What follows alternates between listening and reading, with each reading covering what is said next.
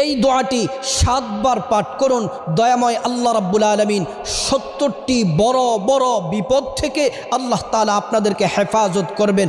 বিখ্যাত তাবিঈ হযরতে মাকহুল রাহমাতুল্লাহি আলাইহি তিনি বলেন, এই বাক্যগুলা যে ব্যক্তি 7 বার পাঠ করবে, প্রত্যেক দিন 7 বার পাঠ করবে, আল্লাহ তাআলা তার 70টি বড় বড় বিপদ দূর করে দিবেন।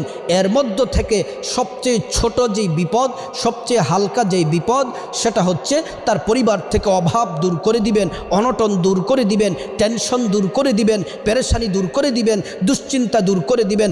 সংসারে আল্লাহ তাআলা সকল বিপদ থেকে আল্লাহ তাআলা মুক্তি দিবেন যদি আপনি দোয়াটি পড়তে পারেন।